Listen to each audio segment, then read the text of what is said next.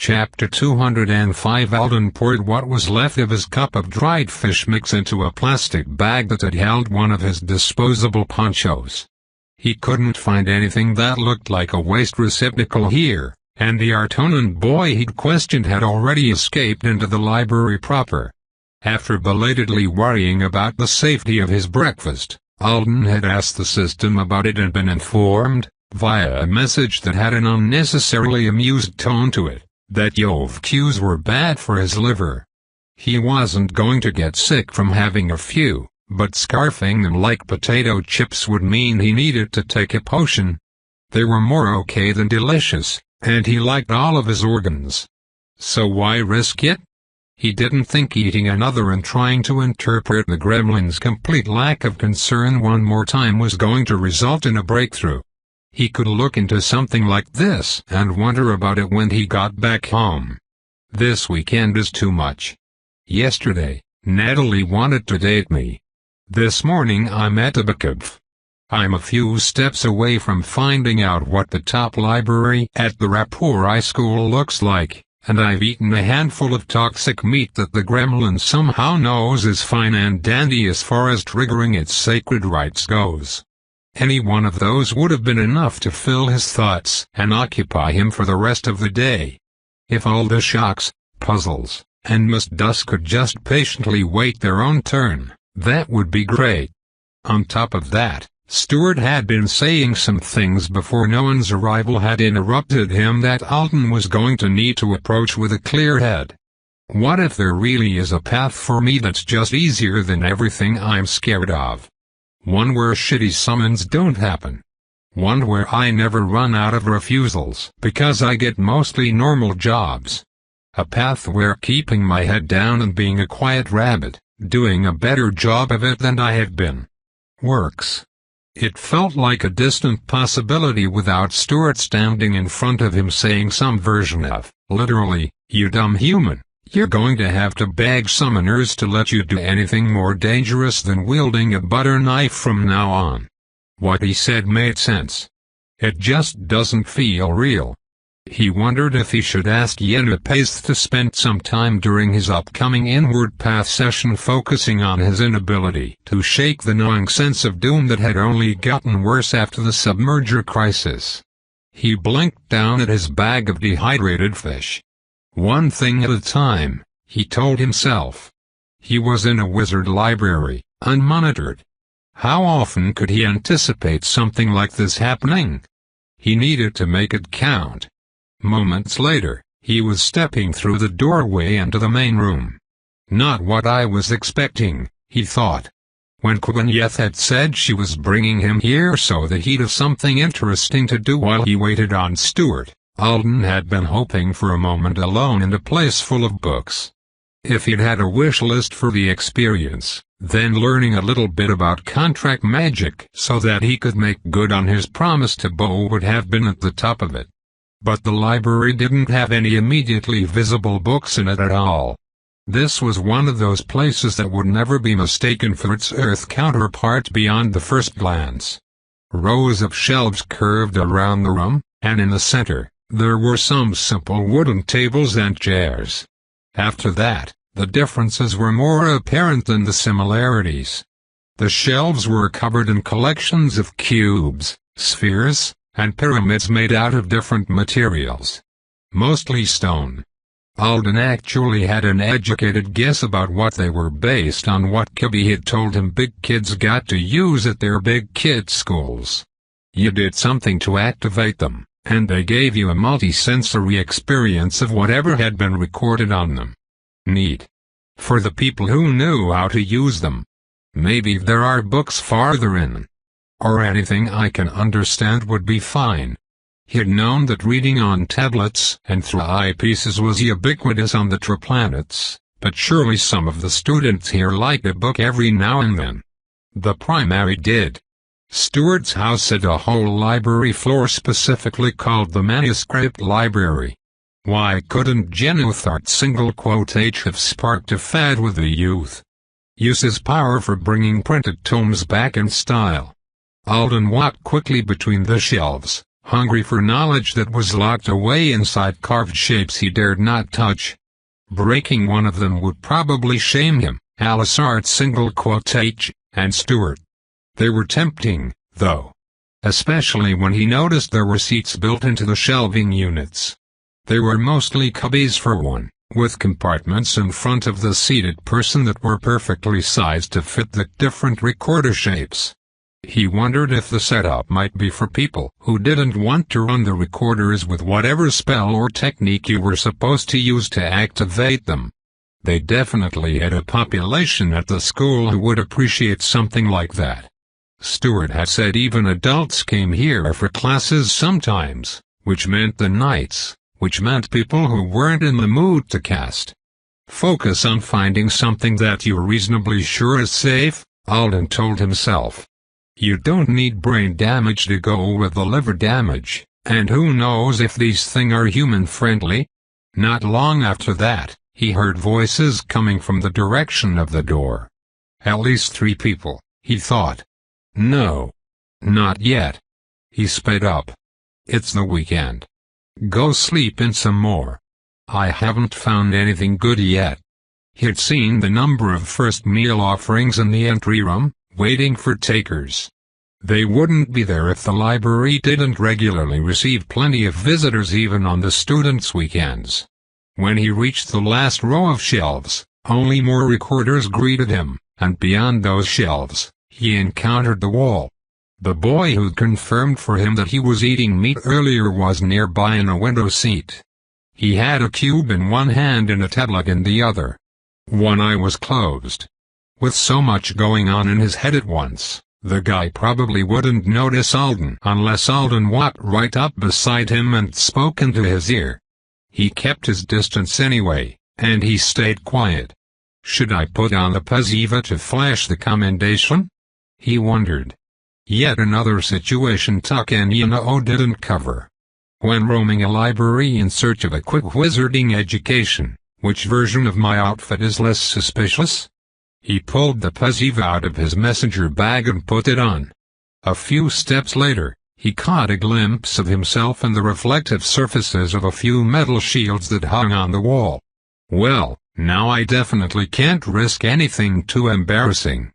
He glanced up toward the balcony level that circled the room.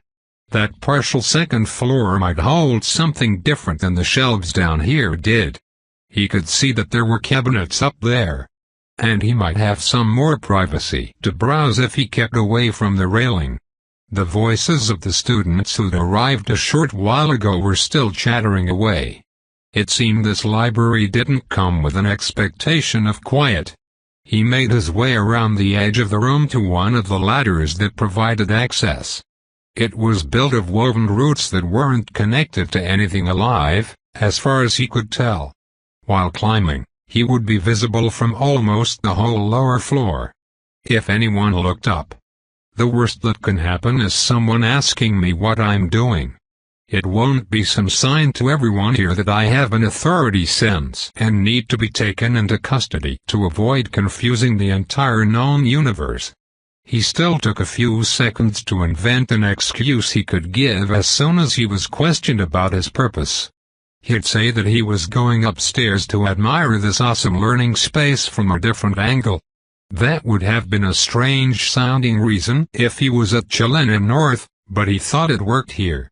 His hand fell on a ladder rung, and the feel of rough, knobby root under his palm gave him one more reason to hesitate. Climbing this isn't offensive to the tree that made it, right? It's not going to be insulted that a human hauled his heavy human body up? He asked through a text to no one. He waited for the reply, sure it was taking longer than usual. Your questions are so delightful this morning. No tree will be insulted. You could just tell me what's in the cabinets up there and if it's useful to me, he suggested. Can you imagine how surprised everyone would be to learn that I had given you the books you already have? She countered. Surprised is probably too mild a word for it. He hoped Alice Art didn't come back home and discover that her entire account of stored-up favors had been bankrupted by the Artona Colonel taking her request to help Alden not die and running with it in directions she couldn't possibly have imagined. "Thank you again for those. I'll figure out the cabinets on my own." It was a short climb, and he made it swiftly. But before he was at the top, the voices stopped. His stomach clenched in anticipation of someone calling out to him in curiosity or alarm, but he pulled himself up onto the upper level smoothly. Then, he made himself turn with a smile to address whoever was about to comment on his presence, only to discover that he hadn't been spotted after all. From up here, the group that had entered the library a couple of minutes ago was easy to see. There were 3 of them, and they'd gone quiet because they were using one of the stones together. They were all sitting around it, on the floor beside the shelf it must have been taken from. 2 of them had both eyes closed, and one was busy drawing something on her tablet. Lucky, he thought, moving away from the balcony railing so that he wouldn't be on display. "All right. What have we got up here?"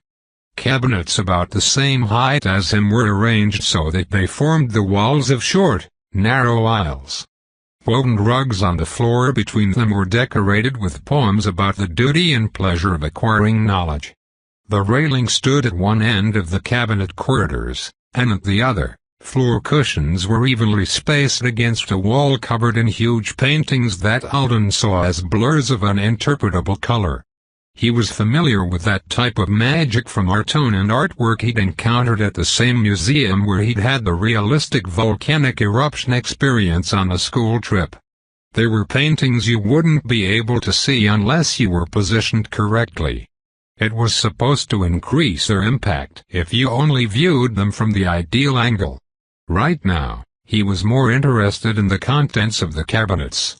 Each of them had between 1 and 4 identifying labels on it, in the form of carved tags of paler wood that were stuck to the fronts of the sliding doors. Unfortunately, they weren't intended to be helpful to a human looking for information. They just had names on them. Instructor Cabronith, Instructor Masuviathat, Instructor Yandwaro. He walked around the entire balcony searching for a tag that would tell him more, but there were only 2 cabinets that weren't labeled with specific instructors. Instead, they both said, "Exceptional Pursuits." Alden stood by one of those, trying to think of what the worst outcome of opening it could be. "This is a library for students. The cabinet's not going to explode in my face." He was 90% confident that she would have at least hinted at lethal threats up here when he'd asked her about the ladder. So probably it's nothing more dangerous than the trail mix anyway.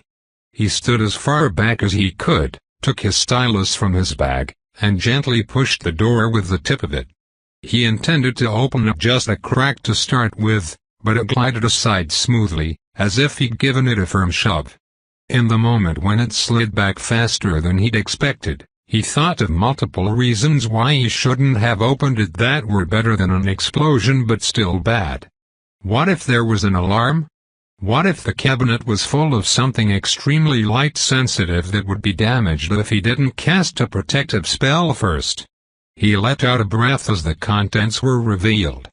Books. 6 shelves full of them. He stepped closer, sticking the stylus back into his bag as he examined the spines. They were different colors, many of them bright shades. Their heights were all the same, and the range of widths seemed off for them to be a random assortment. They were almost all slim, and instead of names or titles, the spines were covered in an eclectic mix of embellishments. From single lines drawn down the center, to tiny gemstones, to flowers and scrollwork. The effect was a bunch of books that looked like they weren't sure if they wanted to be part of a set or not. The reason for that was revealed when Alden took a salmon pink one with 9 horizontal stripes on the spine from the shelf and saw the information pressed into the front of the cover. A student name, an instructor name, and a range of dates from 2 Artonian years ago were followed by the description, Thoughts on stretching multiple heights using a chant of expansion. They must be student journals. Or long essays. After picking up a few and carefully flipping through pages, he knew it was closer to the former. Each one was a record of the student's attempts to engage independently with the subject the instructor was teaching, and to Alden, it seemed that they were written with the expectation that other students in the same class would read them. There were some things that sounded like they might be jokes.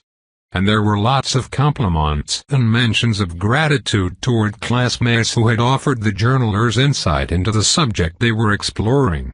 The more Alden read, the more he began to build a picture of what school might be like for the upperclassmen here.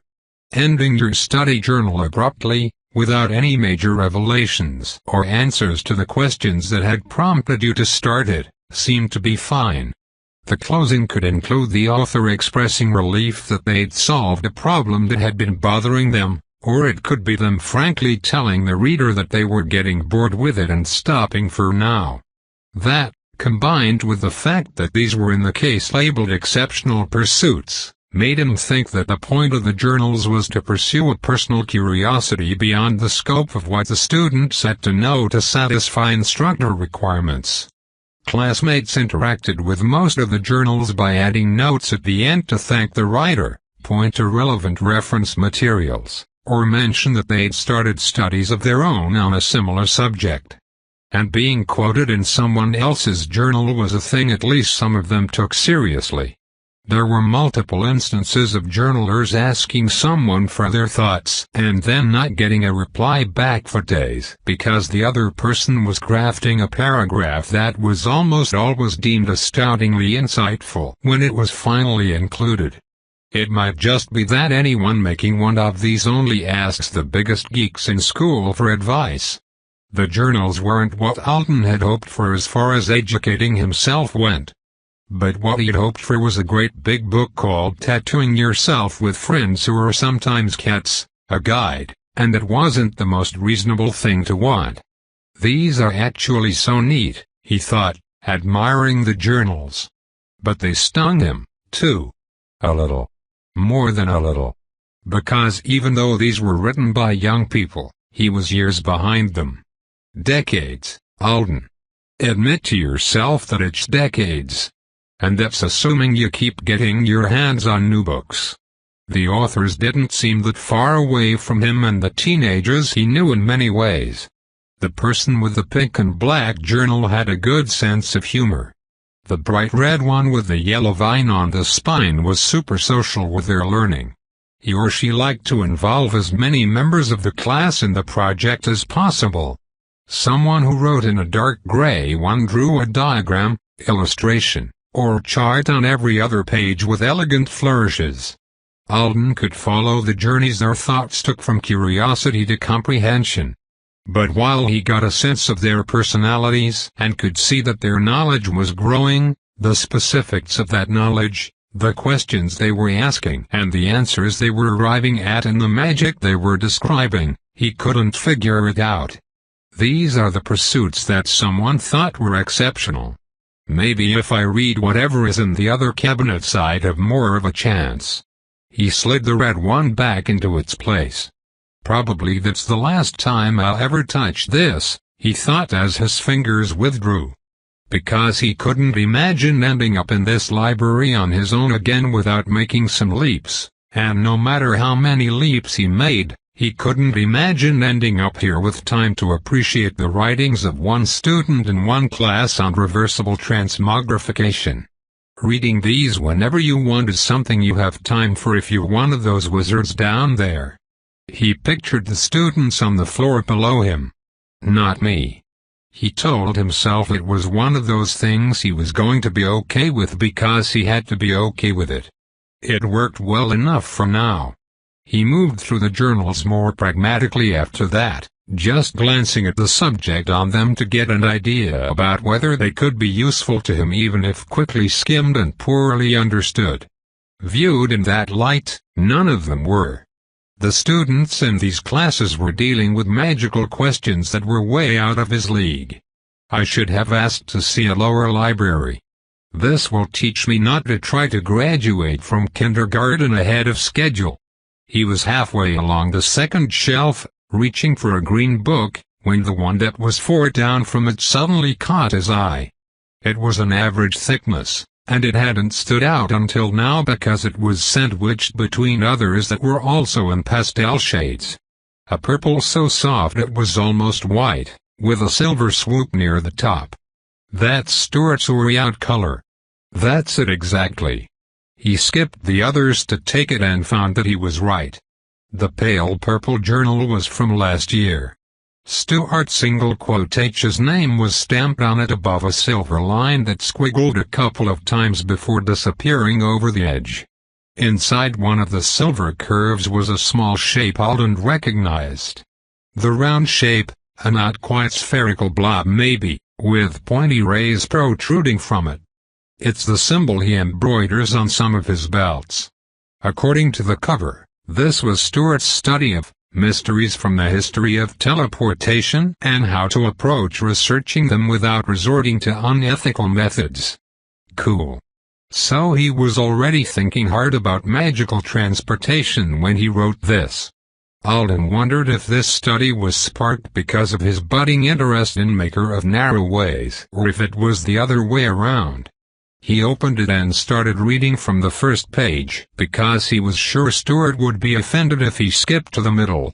The flashcard translation had been working overtime since Alden had made it up here. These students had some writing quirks he didn't recognize, and they were fond of the various creative toning tricks.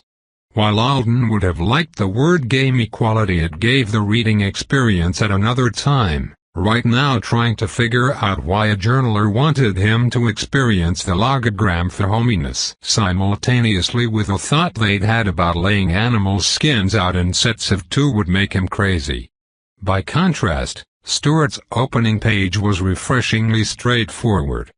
Teleportation was a treasure found before its time, he wrote. The wizards of that earliest era hadn't learned to appreciate our own mother world. They hadn't learned to desire the unity of our own species.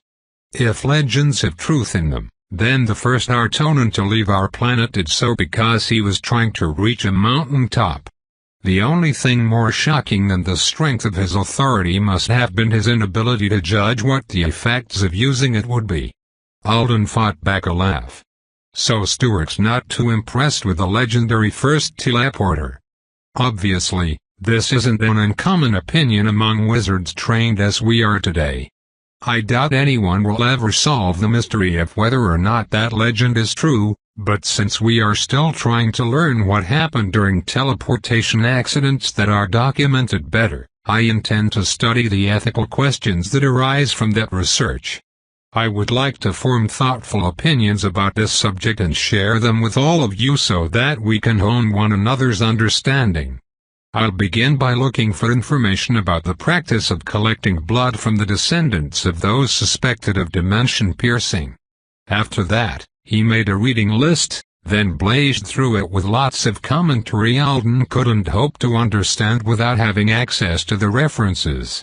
What did come through was Stuart's earnest attempts to grapple with whatever the moral conundrums were. It's a very Stuart journal. Alden smiled. I like it. Before he continued reading, he did skip to the very end. Not to find out how the studying of the subject had ended but to see if Stuart's classmates had added material. He imagined that having lots of comments and shared information from the others was exciting for the person who wrote the journal. At the back, he found the added pages he'd been hoping to see. Several students had interacted with Stuart's work. Alden was pleased for him until he gradually noticed what felt like an off-note running through their contributions. Normally, he would have dismissed something so mild because aliens and translations. But this was being translated for him by the system that had done his last affixation and then nudged him over to the primary's house to say hello. If Artonan was ever going to be spoon-fed to him with maximum accuracy it was here, by her, while he was trying to glean social information about Stuart's single quotation. Know and read it. Alden studied her edition. It was a suggestion that Stuart might want to contact a certain historian and request a season of mentorship. Your curiosity about this topic could blossom into a flower worth a far walk, if you give it a little more time. It was a nice thing to say, and if this had been the only journal Alden had picked up, it wouldn't have seemed out of place at all. But he had looked in the backs of several others. And in those, he had only seen one or two comments that could be taken as advice to the author. They were usually more cooperative, just adding information that would help everyone who might read the journal. Or they were pure gratitude. Alden didn't think there were supposed to be expectations of future study placed on the writer, but Noren's wasn't the only suggestion that Stuart pursue this subject further. And one person mentioned that he might want to go into seminarium construction. Yeah, they are being pushy with him. Like they can urge him into liking this topic in a way that slows him down or doesn't fit with his plans for himself at all. He became surer of it the more he read the comments, and he was soon hoping that the Stuart of the past had missed the subtext and enjoyed the compliments from his friends. Maybe someone had given him the kinds of conversation he wanted face-to-face without inserting subtle roadblocks. On the very last page, Stuart referred the curious reader to another study he'd pursued, along with the name of the instructor whose class had influenced it. Alden shut the door and carried the journal with him until he found that instructor's cabinet. When he opened it, the pale purple journal in the middle stood out. So they do keep journals from recent graduates up here, too. He took it and turned to the last page. By following the breadcrumb trail of references Stuart had left, Alden managed to collect 7 of his journals over the next few minutes. When he had them all, he knelt on a cushion as far out of sight from the library below as he could get and studied the dates, titles, and any comments from classmates. Even with these few, there was a clear pattern.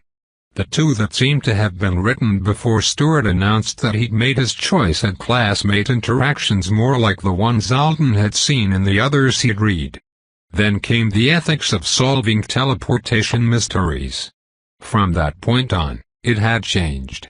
Stuart had written one on learning about methods for drawing similar life together, which was basically an admission that he wanted to send a bean to another bean as far as Alden could tell, but by then, he didn't seem to be confiding the specifics of which skills he was considering to the rest of them. They'd left notes for him in that one with the same kind of, "Please take a few years studying this more," undercurrents that the ethics one had had.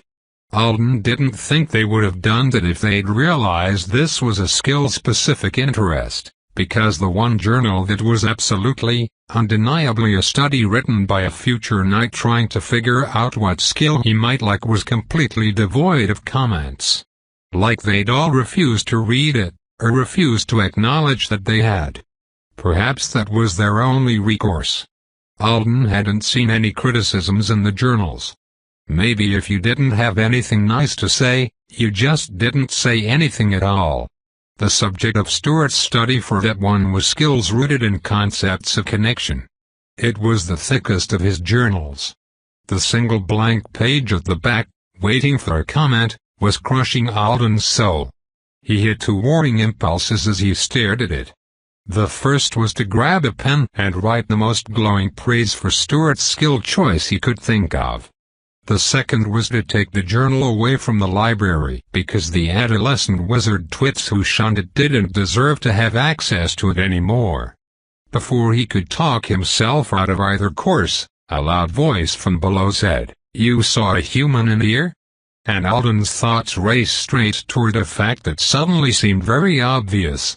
He was holding 7 journals filled with information that he wouldn't have been invited to access by wizards who'd been trained in proper discretion.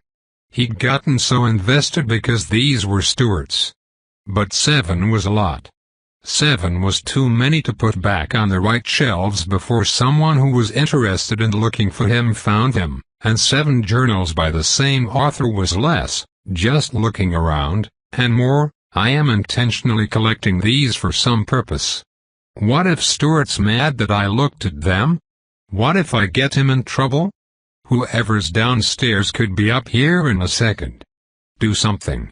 He shoved 6 of them into his bag and 1 into a pocket hidden in his pezziva and scrambled as quietly as possible off of the cushion toward the nearest painting, thinking that being found staring at it was the most innocent thing he could possibly be doing up here. As he rose from a squat, nerves making his pulse race, his eyes crossed the appropriate point to let him experience the piece as the artist had intended. And he discovered that the artist had intended to take the viewer into chaos. Chapter 206. Standing on a beach as the tide came in, but so much darker than that. The roiling substance that was not water, that was not substance, the threat, it pulled the scent from beneath your feet, pressed against you, promised that you would learn you were only a more stubborn grain. The erosion would eventually take you, too. The artist had painted that. And shadows. Life forms that had been stubborn in their own ways were now broken, the chaos bleeding from the fractures between what should have, could have been and what was and was changing. Alden's body gasped for him, and finally, he could see the picture clearly, though there was a thin quality to it. Like if he looked too hard he'd pop it, and the experience of chaos that hid beneath its surface would pour over him once more. What he saw was a barren, red place. A desert, with a hill in the distance and the form of a single burgundy roll crossing the width of the painting. The shards of slick, translucent gray material that seemed to dig into the paint in some places and float above it in others were demons. They hadn't been given any features, but Alden somehow knew it. Whether they were a symbolic or realistic representation of what had been in the place didn't matter to him. What mattered as his eyes focused on the center of the painting was the knight who stood there beside a single, stocky plant. It was taller than the man was, but it was only brown sticks. It should have looked dead to Alden. It didn't. That's alive. It's right. There are no demons in that spot. The knight had been painted from such a distance that the landscape around him was oppressive. And as Alden stared at him, the pop happened. The impression of chaos hit him again and then ended just as abruptly, leaving his attention so fully on the knight that it was like the rest of the landscape ceased to exist. The man stood in a place of safety. The air was somehow clearer there, and the ground had something mossy growing on it. He'd hung a small wooden lantern from one of the stalks, and his hand cradled the tip of another, where some pale fluff hung. Seed or visiting creature, the painting didn't tell Alden that. But it did make him feel like he was standing right there. The knight's coat was only lightly studded with designs on the sleeves. The green fabric was repaired at the waist in the same way Stuart had repaired Alden's suitcase, with a patch that seemed to melt into the cloth at the edges. His hair was a tight brown braid. Both of his pink eyes were looking out of the painting into the darkness. He was waiting. He was tired. Alden felt the way the chaos couldn't touch this place because of the night, and as the distance between them increased again, he was powerfully struck by the existence of that plant and the lantern. That tiny patch of life in the middle of so much wrongness. It was so important, and he couldn't pull his eyes away from it. Because what if it disappeared? The painting held him there like his witness was required. He didn't resist, and he wasn't released. Not until a pair of hands covered his eyes from behind. What? Who? Disoriented, he tried to turn to see the person who'd done it before their hands were even pulled away, and he ended up bumping his bag full of Stuart's journals into 2 other people who'd been standing so close that there wasn't a single step between them and him. Crap. Library.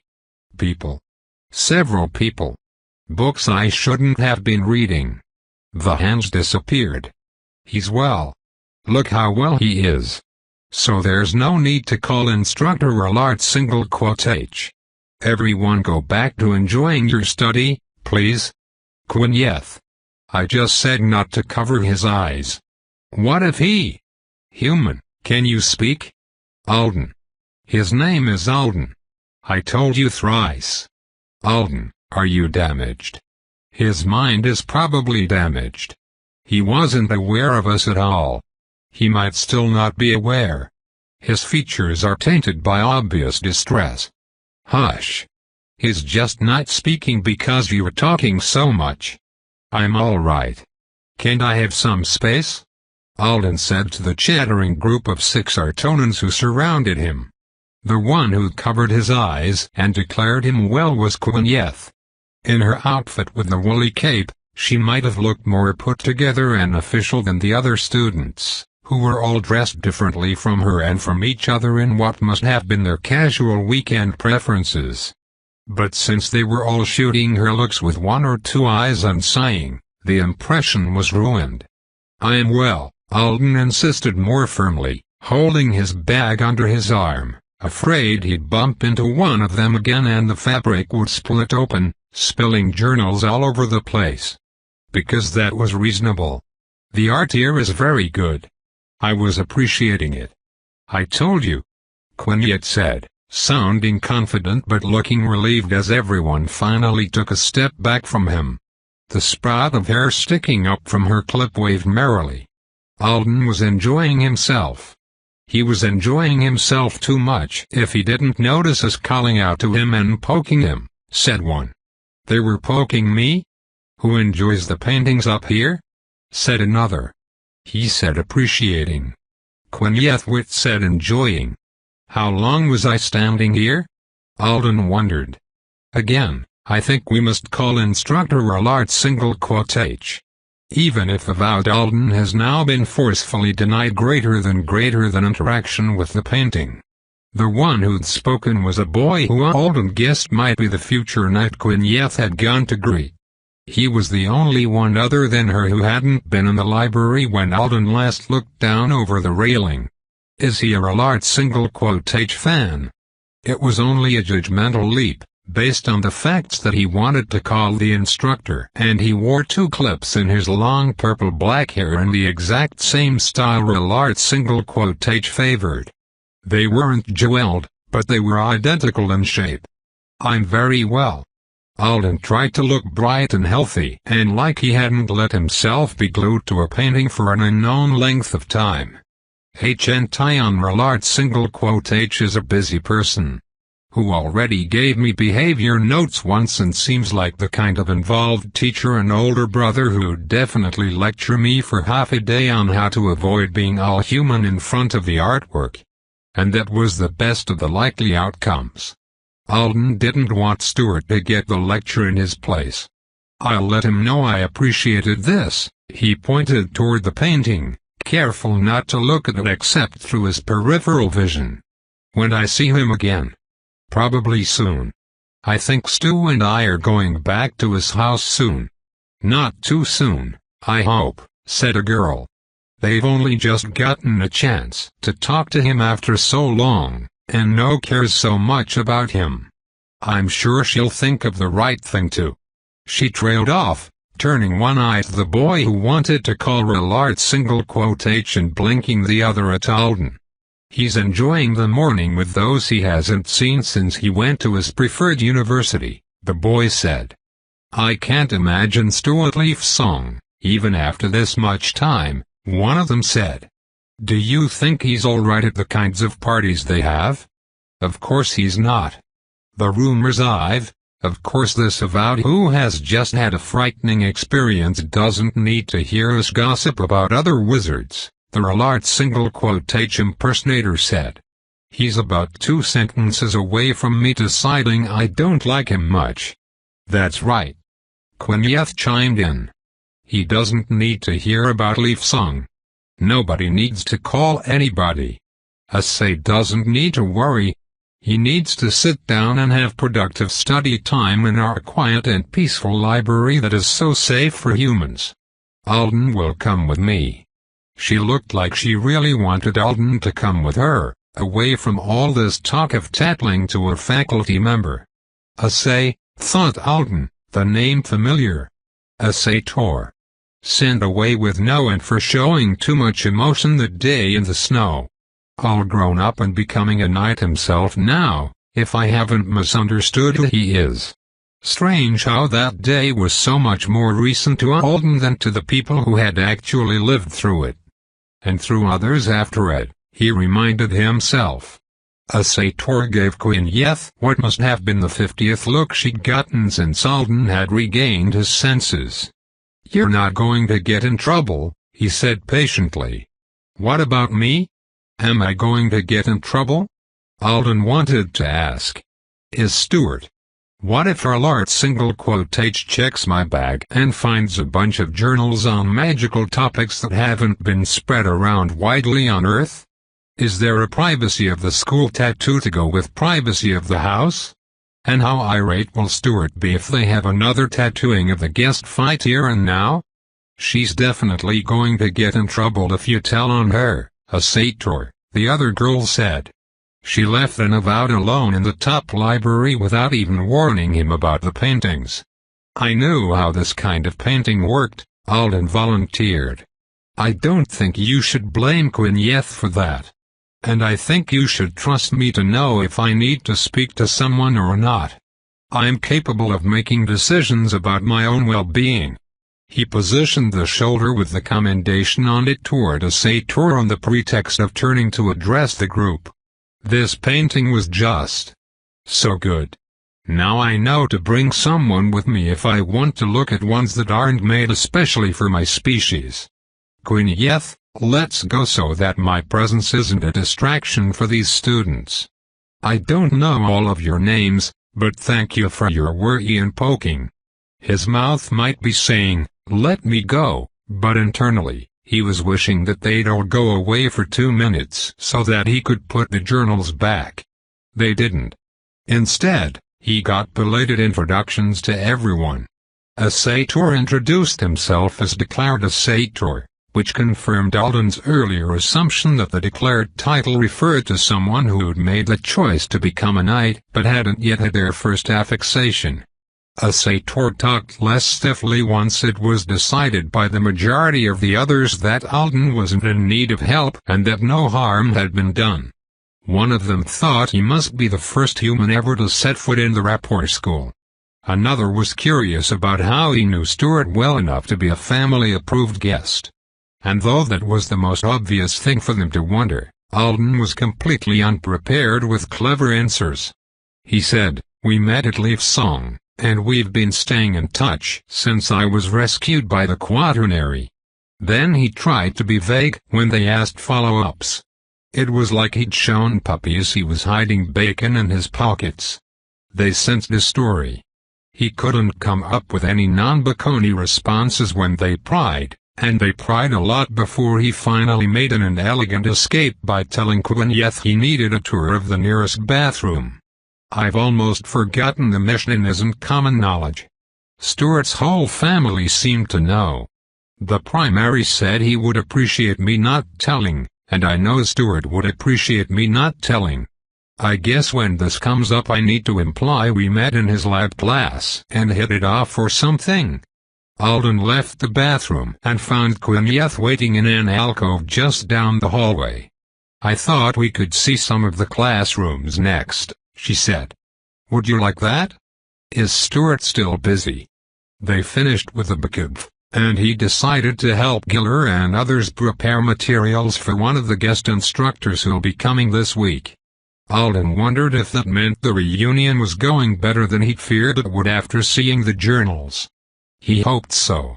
"I should probably forget about our original plans and just go with the flow so he doesn't feel pressured on my behalf. I wouldn't mind seeing more of the school."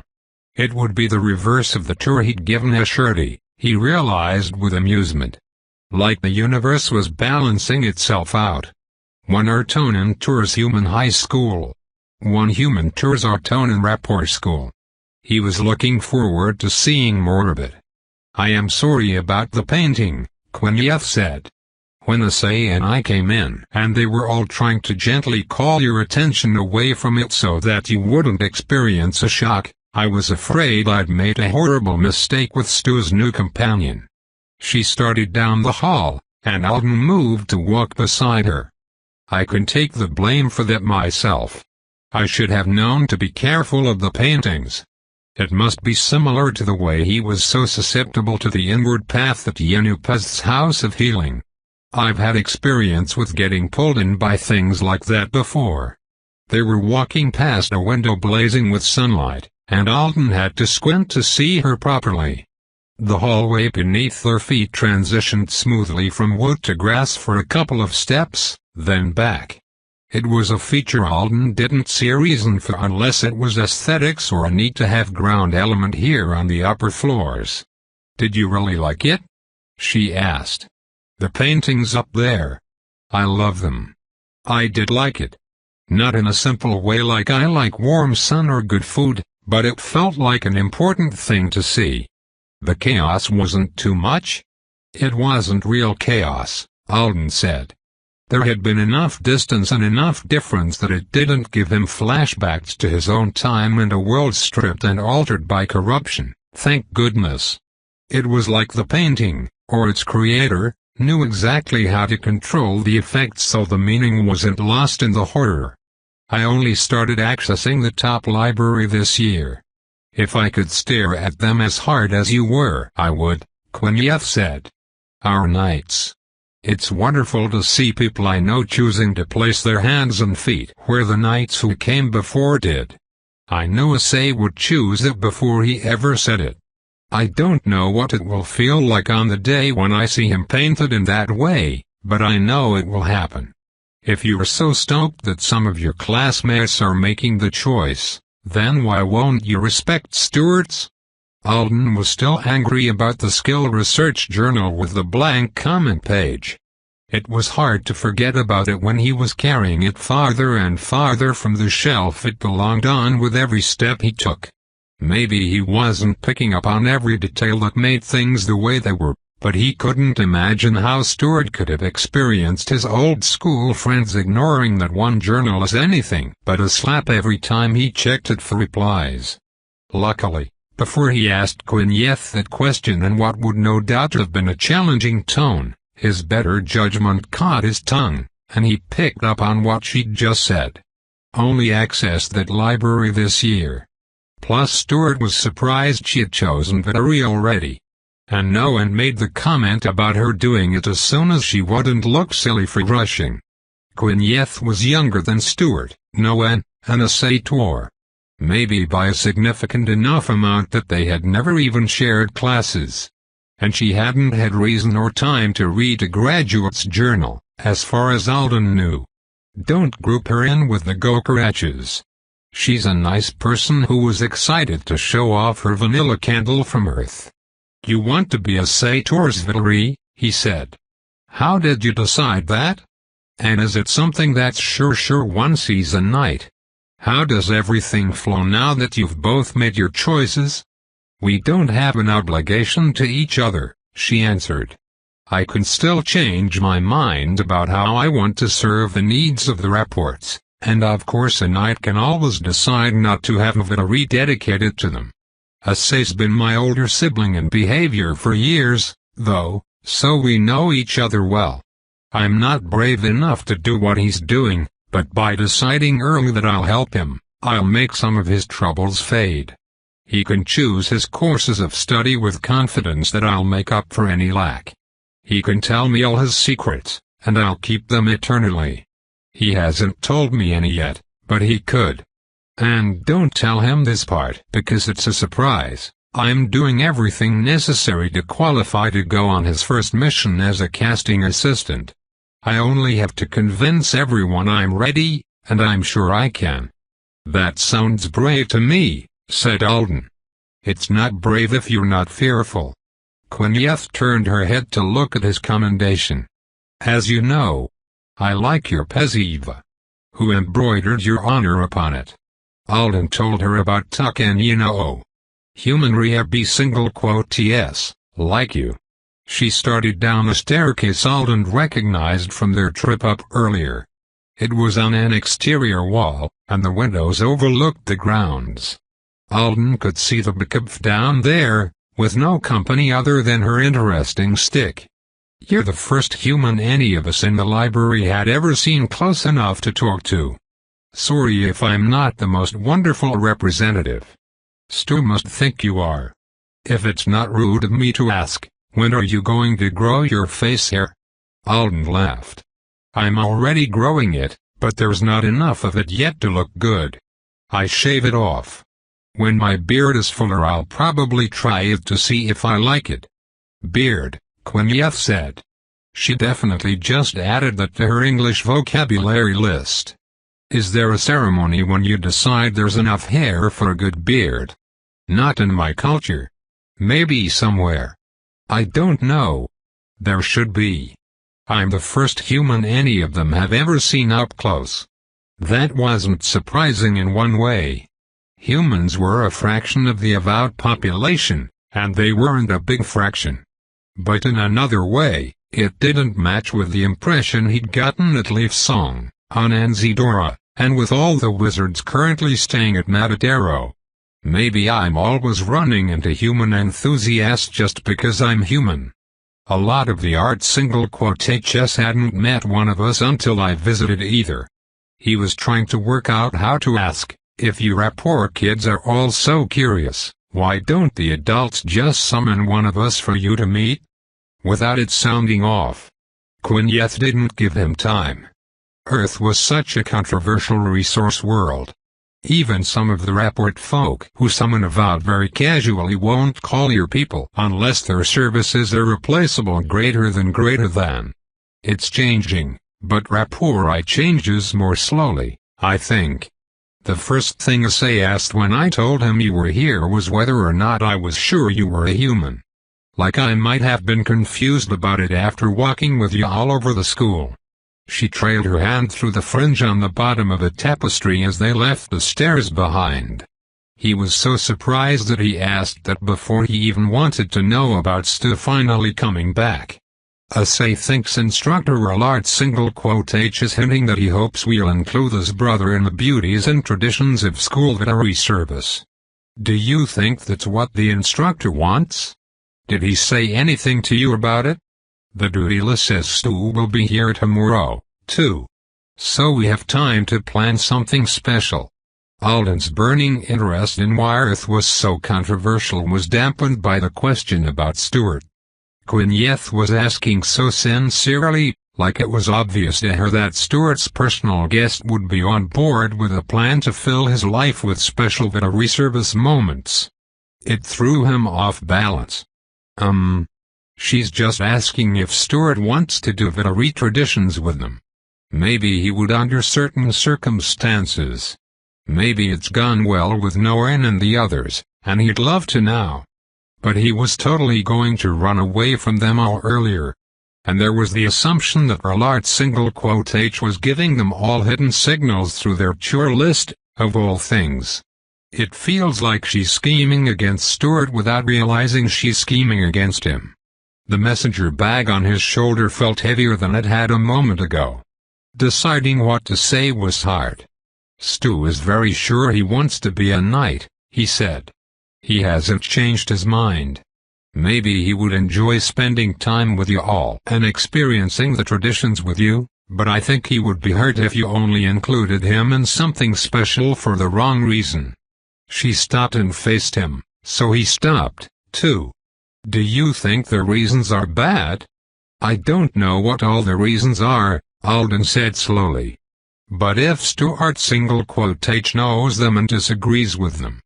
Quineth rose up onto her toes and then went back down again a couple of times, her expression thoughtful. Asay says if he had Stu's place in the way of things, he wouldn't let his feelings deafen him to the call of better service. Better service? Stuart single quotage's life is his father's centermost joy greater than. Normally, I wouldn't say so about a person with siblings, but even his siblings say it openly. And then there is all of their love for him. An HNT on Alisart single quotages. If Stu is wrong, he risks more than himself. More than most people who choose the path of highest onus. When Alden didn't answer quickly, she hurried to add. I think about it from my own perspective, too.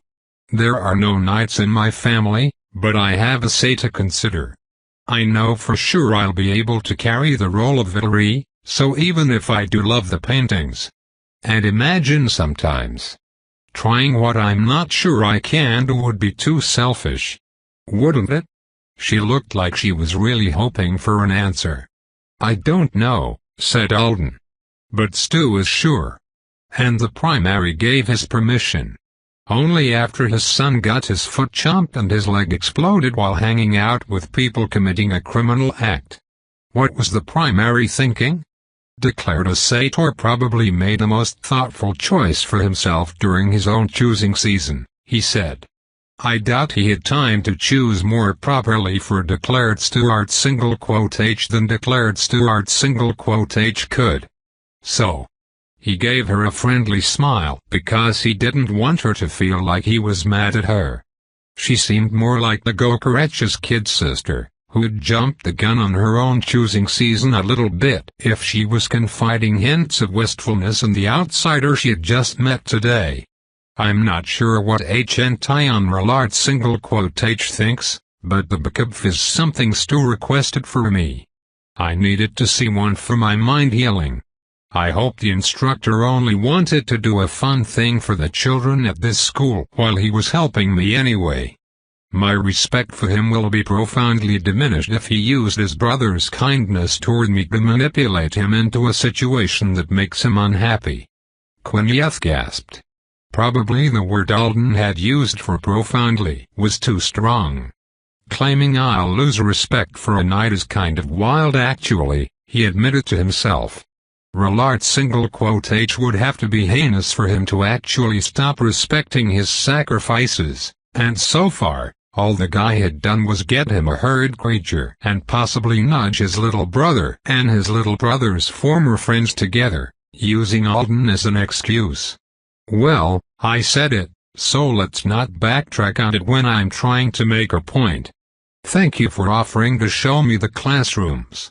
It sounds fun, and I enjoyed visiting your room and smelling the candle and meeting you.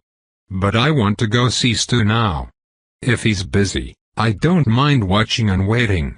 He made it 3 steps down the hall before Quineth was chasing after him, her words tumbling over themselves as she tried to simultaneously tell him that she would lead the way to Stu and that instructor Rallard H was a beacon of forthrightness and worthiness, and she couldn't believe she had said something that suggested in the smallest way that he might be capable of respect-diminishing plots. By the time they made it outside, Alden felt like he owed her a cup of hot chocolate for her nerves. She tried to direct him toward the hillside stairs, but he shook his head and pointed toward the back wall of the courtyard. He's that way.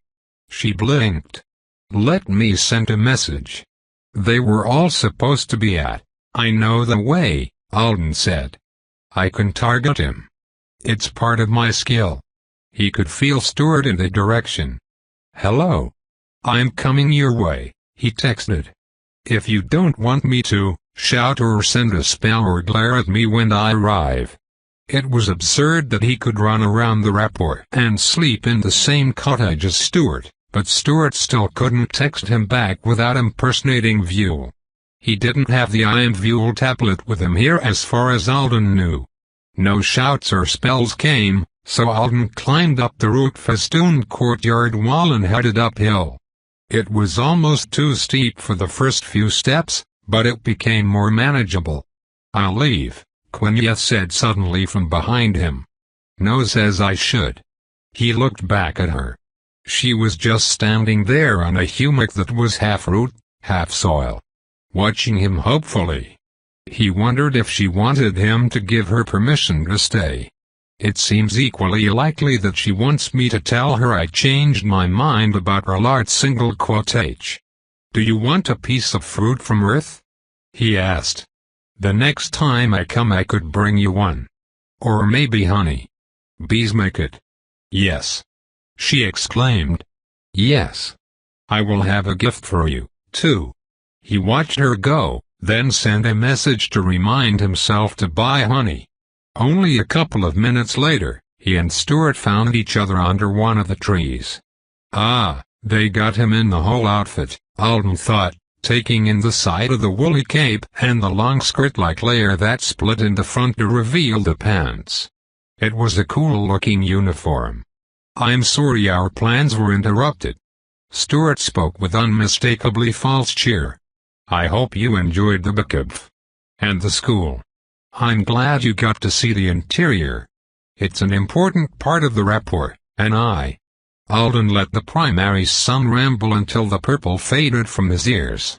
Then he said, "I accidentally ate swimmers that are poisonous for my liver, and I looked into a painting in the top library that I couldn't escape from on my own, and I upset Quineth by telling her that I would have diminished respect for a large single quote H if he used my bookclub to make your life harder." Stuart stared at him. Alden smiled. "You ate something poisonous to you?" "That was the smallest mistake of the morning. The contract said I didn't eat too much. I feel fine." "Poison is not a small mistake, Alden." It was. "Did you hear about how I insulted your brother? Rol's feelings are less important than your liver. I should have been more watchful. After you ate that jar of oil, shhhhh. The oil was embarrassing." They were still staring at each other. Stuart had a real smile fighting its way through the fake one he'd been wearing just a moment ago. "Was it all right?" Alden asked. "Seeing the people you used to spend so much time with? Or should we have run to hide in the woods?" "It was shitty," Stuart said. "They were very happy to see me, and I have missed them, and it was shitty." Alden nodded. "Are we leaving?" "Yes," Stuart said fervently. The messenger bag weighed about 100 pounds now. "Good. But first, I really did make a mistake. I hope you won't be angry." "If it was a mistake, of course I won't," Stuart said. "We will not be friends who lose our affection for each other because of mistakes, will we?" "Oh no. He's making me want to tell him even less. I don't intend to be that kind of friend. Let me explain. I know I wasn't supposed to be reading in the library at the top of the tower." Stuart's brows lifted. "If you speak of proper discretion, I think you weren't supposed to be in that library at all." "Right. You're right. But I wanted to be there, so I didn't tell Quineth no when she took me. I even said, 'Yes, please take me there. I want to go.' And I found some books. Upstairs. Those aren't books." "No. But they had writing in them, and I was interested in them. And I was looking at some of them when someone started talking about how there was a human in the library. I was afraid they were going to be upset when they found me reading up there, so I panicked and put the ones I was looking at in my bag." Stuart's eyes turned to the bag. "You took study journals greater than?" Alden winced. "I panicked," he repeated. "I wouldn't have done it if I'd had thoughts in my head other than panic. Can't I blame this on being human? If I could split my thoughts, part of me could have panicked and another part of me could have been calm and responsible." "Only if you had a medical problem," Stuart disagreed. "That's not how fear is supposed to affect an serotonin." Alden sighed. "I know." Stuart was still looking at the bag. "This is not unmanageable greater than, he said. "First, you'll tell me what you read. If it's so serious that the idea of being caught reading it gave you intense fear, then it may be something we have to cover with the contract. Next, I'll return the study journals to the library. After that, I can schedule meetings between you and the students who wrote the journals." "Meetings?" "For you to apologize to them," Stuart said matter-of-factly. "I'll apologize to them, too." "Oh my sweet echoing plurms, he's so non-casual about this. Is it because I committed an offense against educational materials?" "It is, isn't it?" "Here," Alden said, hastily opening his bag and grabbing the journals. "And here." He shoved his hand into his Paziva's hidden pocket. "I only took 7. I'm sorry." I read the first couple of pages of each and then all of the comments people wrote in the backs. Then I got caught by the painting. He held them out towards Stuart, who was looking down at the stack with widening eyes. The silver swoop on top of the first pale purple cover glimmered. "But these are all mine?" He sounded unreasonably confused about it. I recognized the color. "It's the same as your Orient, so they were easy to find. But then I couldn't put them all back quickly. That's because you took so many. I apologize. I was interested in them." Stuart looked up from the stack at last. "Why?" "Because they're yours. And I know you. You said you read the pages at the back. I wanted to find out what school here was like for you." "That's so nosy of me," he thought. "Why am I confessing to snooping through his past? I'm as bad as Hoyu eavesdropping and then telling everyone about it." And as I said that, I realized how nosy it is. Is there an Ertonan word for nosy? I'm that. And I'm very sorry. I won't take 7 of your notebooks from the top library again without permission. Stuart smiled and took the stack from him. "Did you like the first pages of my thoughts for the studies?" he asked. "Since you read those." He's not mad. I did. The teleportation one looks like it would be fascinating if I knew all the other sources of information you referenced. And the one about skills.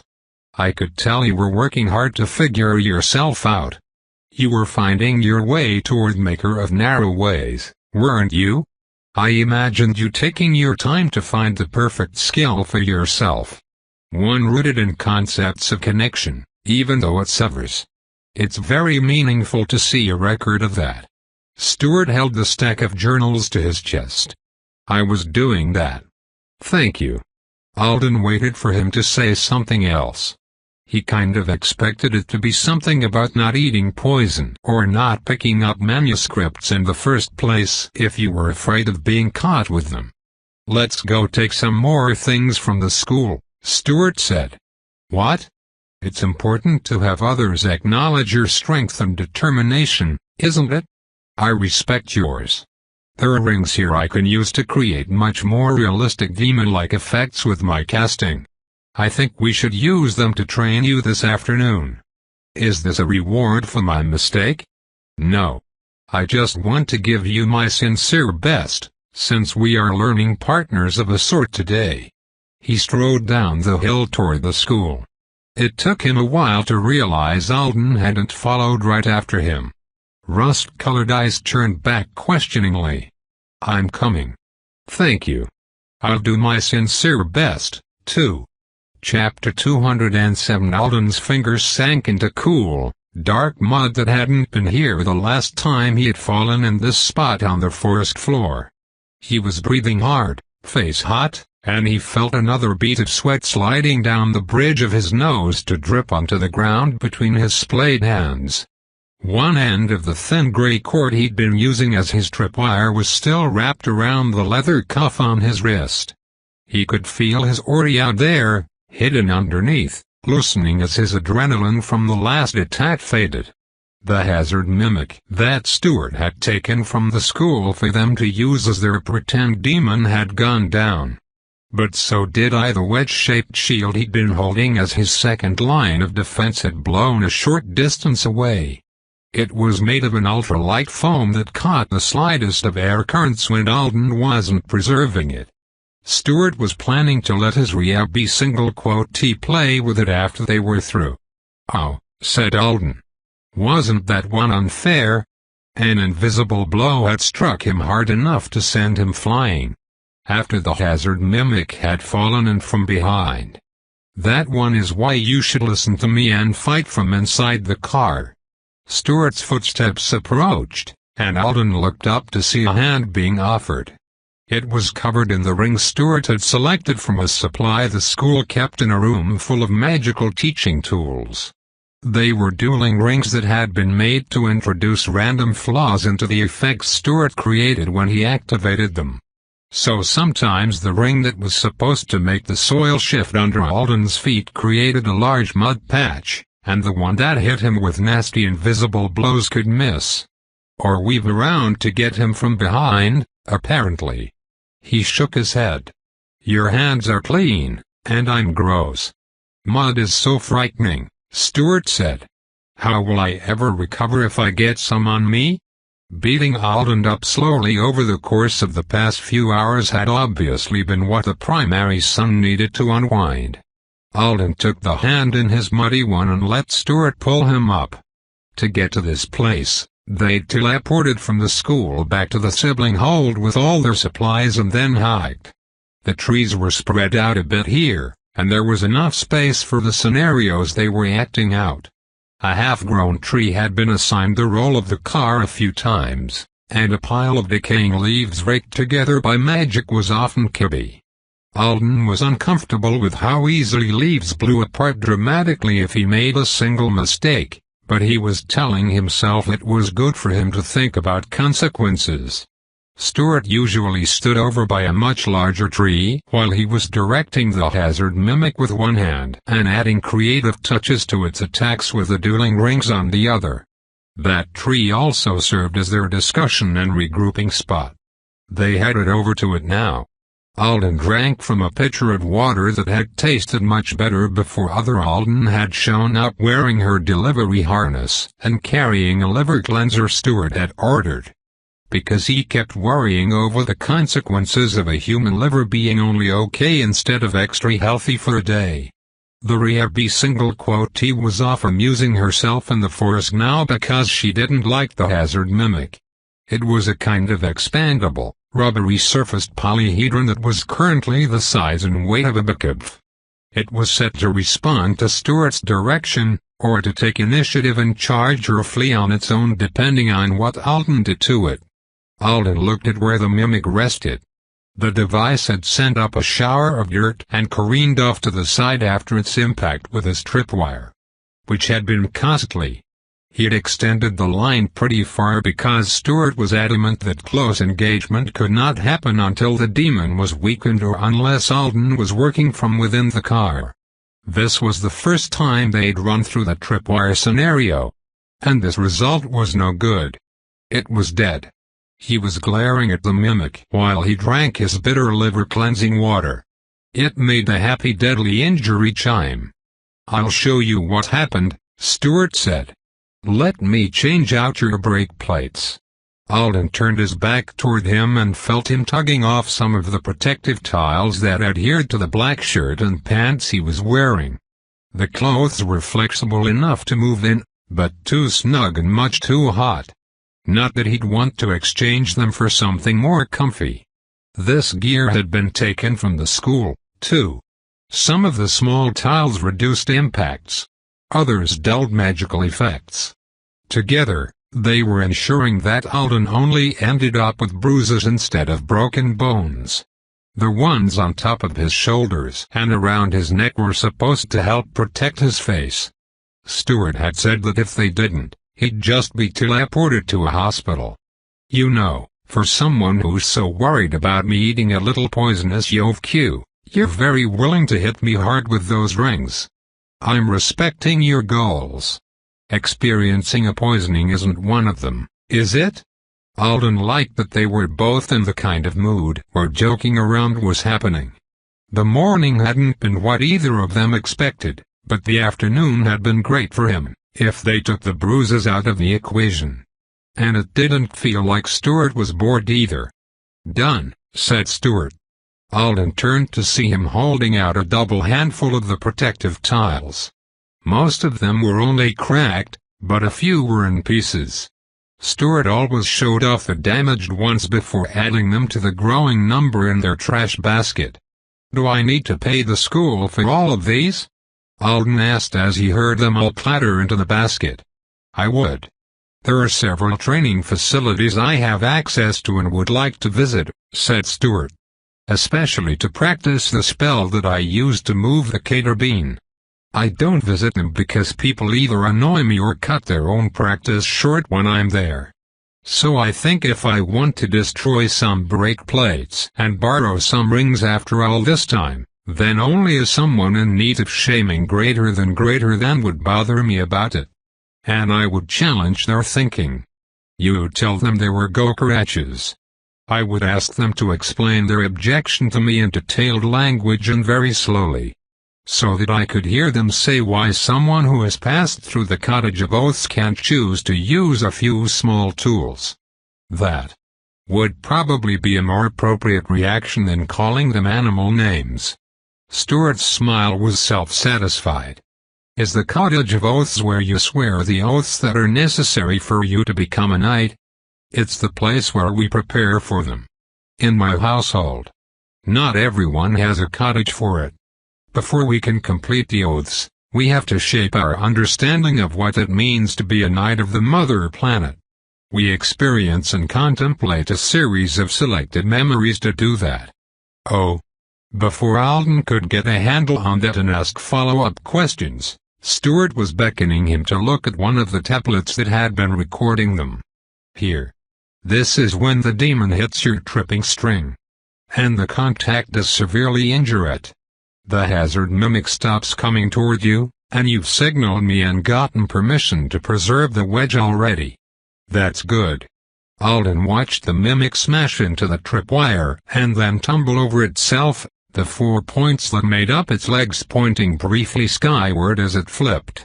I have the second shield and use it fast because even when the demon is dead, the elevated chaos is still making things happen around it sometimes. Having someone around to explain this kind of thing really was invaluable. Yes. And this is one of those times. Stuart let the video proceed. Alden watched himself fly forward away from the car he was protecting. On the screen, he hit the ground. I cast a blow at the front of your shield, Stuart told him. Something to represent the way the demon's presence might make reality behave as it dies. Or to represent any cast-off greater than part of it that might come toward you. The ring randomized the blow to hit you from behind instead. Could that really happen? A blow from the front, even after the brick has fallen a distance away, is somewhat likely. It's a charging creature, so there could be a current to how the chaos is interacting with it that makes some kind of physical impact on you, a possibility even if the main body of the demon doesn't reach you. An impact from behind is unlikely in this scenario, though, I think. He looked at Alden. If I was trying to imagine the way this would go and controlling all of the spells according to my own envisioning, I wouldn't have hit you this way. That's why I'm using the rings. Chaos is unpredictable. I'll add something similar to this version of the dream, then. You're making your dream scenarios unrealistically difficult, Stuart said mildly. Not every one of them has to have an added danger on top of all the other dangers. I want to know I didn't cheat when it's all over. I want to realize I'm strong enough to do it. Really strong enough. Stuart dropped the tablet, and it caught itself neatly on one edge. Alden had finally gotten used to seeing him do that, so he didn't try to make a grab for it this time. Instead, he followed Stuart's gaze, looking around the area they'd been working in. The signs of Alden's brainstorming and Stuart's casting were everywhere. Several objects that had been used as shields, a small boulder that had been hurled at the hazard mimic, a large spot of loose soil from where Stuart had dug a pit trap with his Oriot. Alden had wanted to try out a scenario where he baited the brick toward one. You can have sufficient ability and do everything perfectly and still fail because of circumstances, Stuart said. I know. Then. I think you should feel confidence in most of your plans already. The dreams where you use equipment taken from the lab in addition to your skill seem accurate to me. I think those plans would be effective and safe enough. If you don't let Kivby use quite as much explosive gel as she wants to in that one. Why does a child her age know how to make explosive gel? She's just trying to make sure her dream self contributes enough. Stuart didn't ask for more details. The scenario in which you're lacking supplies, and the demon chooses to pursue the car, And you, for some reason, refused to use the car itself as a weapon against it or a shield for your body. That was the one they'd just tried. I want the car to keep going, said Alden. If a demon stronger than the bugs runs into it, who knows what will break? We'd have to survive on foot for a lot longer, which would be hard. Stuart went quiet, eyes locked on the place where Alden had fallen. Alden didn't say anything. He'd learned that a thoughtful expression on Stuart's face was probably going to be followed by words he'd want to consider. At least cover your whole body with whatever you were preserving after the demon hits your first defense. It's silly greater than to imagine your supplies will be so limited you can't do that much. You didn't say that when you were shaping the foam into a wedge for me. That's because I thought you'd be using it with your back against the car or inside it. Stuart tapped the two rings he used to modify the behavior of the mimic together a few times. Your skill. It held well. The mimic doesn't have a cloud of real chaos around it. No. But this time I had it release an amount of magical pressure equivalent to what I think you could expect from an encounter with such a demon. Because it fell over the tripping string, the encounter was brief, but you still held. And you could protect another object afterward. You were strong enough. You can trust that the dreams of success healer Yenu gives you aren't cheating. Alden had thought that hit was a lot harder than the others. Satisfying. Do you want to see me try my invisible claws now? He asked. If you're wearing those threads on your fingertips again. Alden held up his left hand and waved his fingers. Earlier, he'd been showing Stuart an example of the Meister weapon he'd seen yesterday with Natalie, the slicing filaments that extended from the fingertips. He hadn't been serious about impaling a whole demonic bekopf with preserved spikes of thread that were only a few inches long. The demon will not notice when those tiny things stab into it, but you will notice when its giant body continues forward to shatter your fingers, and then your wrist, and then your arm, and then the rest of you. I realize that. Then why do you keep showing it to me? Because your face was so funny the first time I said I wanted to try it. Alden lowered his hand again. Not joking anymore, I appreciate your advice and your knowledge so much. Do you really think most of these would be fine to share with healer Yanu? Yes. It's obvious you've spent much time over the past days working on this. I've been obsessed, he admitted. You should imagine what pleasant things will happen when healer Yanu has replaced the nightmare with these, Stuart said. That's what I used to do when I was about to go to another meeting with her. I would think about how afterwards, I would be able to do something new or stop doing something old that I didn't like. That's simple advice, thought Alden. But it's strangely easy to overlook when you fall into the process of fixing yourself. I bought the best, most highly recommended sleep things when I moved into my new room at Chilena North, he said after thinking for a minute. The perfect sheets and a blanket that manages the bed temperature and a machine that makes peaceful sounds. It will be good to lie down and enjoy it all without thinking. I hope it works tonight half the time. Stuart smiled, but it turned quickly worried. Do you need peaceful sounds in the cottage to sleep well when you visit? No. And human bed coverings. The cottage is very comfortable. I like sleeping there. Don't change it for me. Stuart looked like a person who was planning to research white noise machines no matter what. Eat the other half of that apple you started earlier, or it will turn brown, Alden said to distract him. And then will you hit me again with that spell that knocked me down? I'll shield as much of myself as possible this time. I want to see if it makes me lose preservation. It will turn brown? And that's bad? Stuart hurried toward the route where his snack had been left. You should have told me not to save this kind sooner. He chomped into the apple like he was afraid it was going to rot away any second. Line of asterisks. Stuart had been amazing at pulling his blows and controlling the mimic all afternoon, so that Alden got plenty of tries at each scenario without taking more than an instructive number of hard hits on body or shield. But not long after they started reenacting the last demon attack in slightly different ways, the bearer of all burdens was finally exhausted.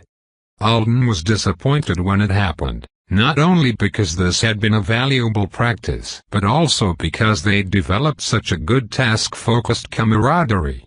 "That was all I had to give," he said regretfully as he climbed back upright.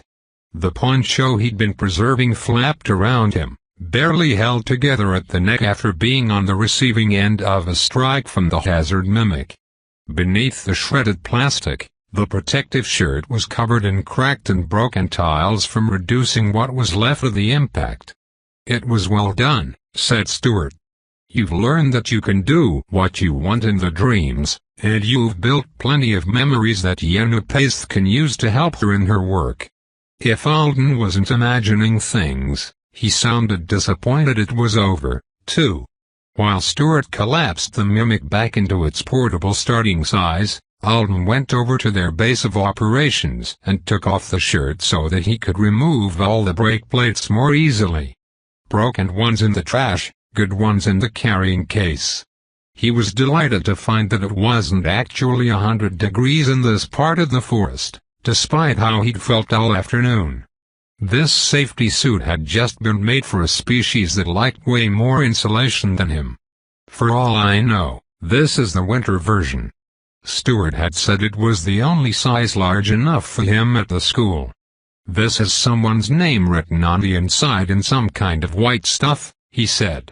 "Do we need to set up a meeting so I can apologize to Akira? No one's relative?" Stuart looked back at him. "It's probably written there humorously because Akira was once the only person in a class who it fit. Those clothes aren't individual property. Students just take them as needed to go with the plates." Alden dropped a few more tiles into the trash. They clattered like plastic, and they didn't weigh much more. "Whirly Rodin," said Stuart. "No. I've changed my mind. I apologize for speaking of him when our day has turned more forward-looking. Would you have a meal with me before you go back to Unzidora? We have meat petal." Alden was startled to have Rodin brought up and then rejected as a conversation topic in the same sentence.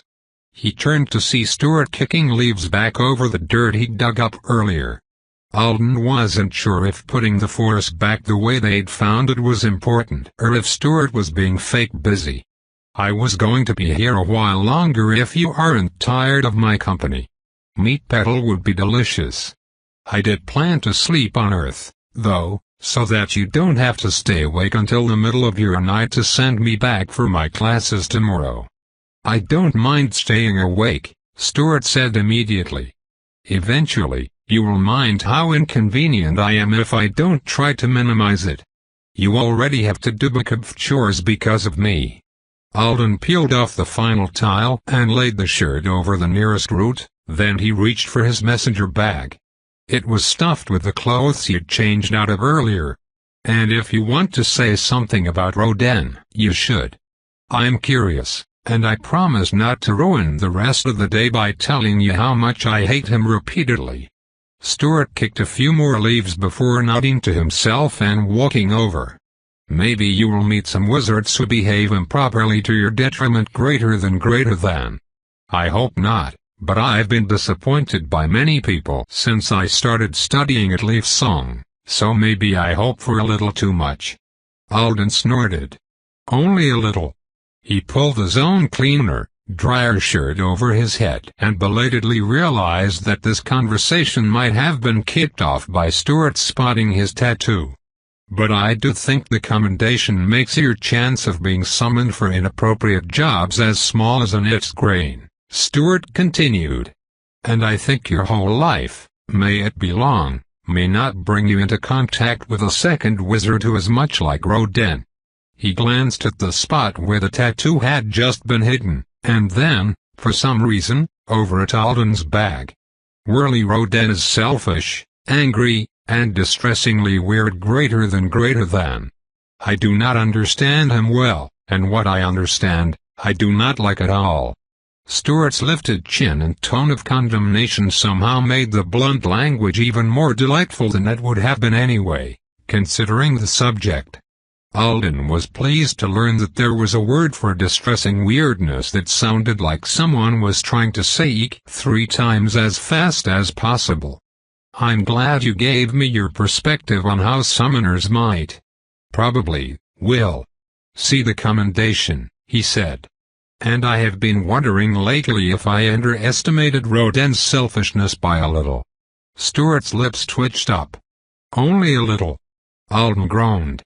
Having a partner for Rodin put-downs was great, but it did remind him of his most recent realization about the professor. The one that made him feel like such an idiot. He didn't want to ask if he was right about it. He decided to make himself, just to get it over with and then put it away once and for all. You know how I went to Thegund to pick marlick berries, he began. Stuart lifted a hand and made a strange bouncy gesture with 2 fingers extended. What does that mean? Alden asked, trying it himself. I don't know it. It's a comical character who appears in children's stories, known for lying and then running away greater than fleeing over the hills. Stuart did it again. It means I know you're lying. But not in an upset way. That's a fun one. So I was picking marlick berries, and Rodin's lab happened to be nearby. And some of his assistants were trapped there by politics and the situation. And I guess. I'm wondering if Rodin could have done something to get them all away from there sooner. From Thegund. Stuart didn't reply for a few seconds. Those few seconds were so long that Alden answered himself before he'd have to endure one more. He could have. Of course. Unimportant people don't get to teach at the second-best wizard university on the Triplanets, do they? And only very important people would ever be allowed to do it as punishment for crimes. He's important, isn't he? He could have done something for them. If he wanted to badly enough. Something before me. Better than me. Faster than me. Something that wouldn't have hurt me and killed them. Stuart swallowed. Alden, you understand a little less, or differently, than I assumed you. I guess there was no kind reason for Aunt Alice to explain everything if she. Would you like a shower and me pedal first? We can go back to the cottage and then talk about it. Are you going to tell me something horrible? I don't know. I think I need to tell you something that will hurt your feelings. And bad news is better when you're chewing. Velm Dad says that. Alden doubted Stuart could reveal information about Rodin and Thegund that would hurt in a new way. It was already so shitty that there wasn't room left for one more piece of crap to matter, and he felt like he was getting better at moving along. But just in case. Just in case. Tell me whatever you think the worst part of it will be for me, he said. Simple and fast. Hit me with it. Then we'll go chew on meat pedal and talk about it more if I really have to. Stuart straightened and looked him in the eye. The scientists Rodin sent you to remove from Thegund could have easily called for a flyer and been taken to safety on the other side of the moon, to Chaklo, whenever they wanted. Before the corruption broke through. If Rodin said otherwise, he lied. No. There's this corporation, said Alden, called Yapalk. They wouldn't let them unless. Yapalk was the largest supporter for Rodin's research, said Stuart. He owed them a percentage of his official recognition greater than for any discoveries he made. But as part of a battle he was having with members of the Grand Senate, Rodin destroyed an invention of great scientific value and the records of how he created it. He wasn't allowed to do that. There are expectations of people who research chaos, and new knowledge in that area is supposed to be made available to all members of the wizard class who are qualified to have it. Rodin thought that the reward he was going to receive was unfair, so he wanted to force the committee in charge of dealing with him into a new negotiation. They wouldn't yield. He wouldn't yield. Eventually, he did some things to personally insult a couple of grand senators. Stewart stared off into space briefly, and Alden wondered if he was about to elaborate on Rodin's personal insults. Rodin jumped for the highest branch and hit his head on every lower one as he fell back down, Stewart said instead.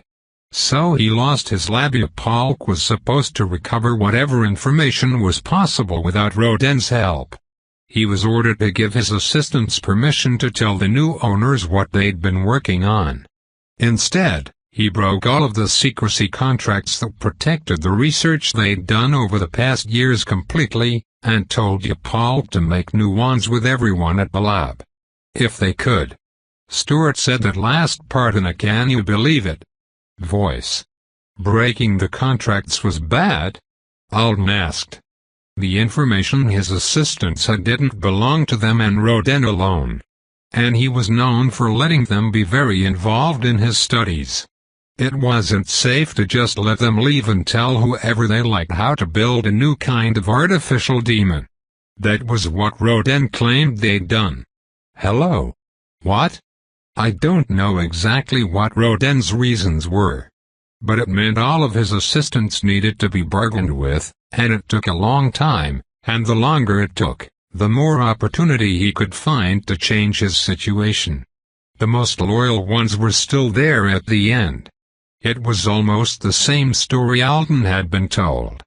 Just with a few more details, a slightly different point of view. Polk won't let us leave because we're loyal to Rodin and won't agree to their contract like the others did.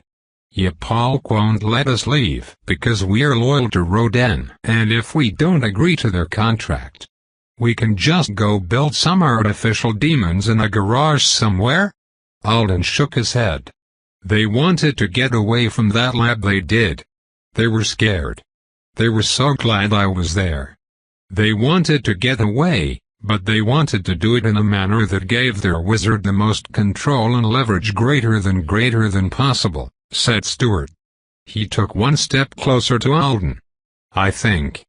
I can't truly know, and it's not right to speak for them confidently. They were willing to take risks. Those risks would have gotten all of them killed, and they didn't deserve that. But since you're asking if Rodin could have gotten them out somehow, I thought. It's important for you to know that they only had to agree not to continue the research or share it in order to leave. As far as I know. I see, said Alden. And Rodin could have just given up the information instead of trying to use it to bargain with the Grand Senate. He could even have kept it and done other things if he was willing. He would have a lot to offer in an exchange of favors, if he was less proud. Thank you for telling me. Alden felt more detached from the information than he would have weeks ago. Maybe it really was just too much disappointment already for it to get any worse. What reward did Rodin want so much he started a battle with the Senate over it? If it's not a secret. Stewart was watching him closely. It's not. He wanted them to give him a higher title. Because of the unusual worth of his discovery. He wanted meritorious greater than. A lot of people think he did deserve it before he destroyed everything. The committee in charge of reviewing his contribution might have been stingy greater than. For a title. And whatever power went with it. I see, Alden said again. He picked up his bag. Let's go eat meat pedal. Really? Can we cook it on a hot rock? That was fun. Stewart's uncertain look began to fade. I enjoyed that, too. Outside in front of the cottage? Perfect, said Alden. A fucking title. Tobe continued.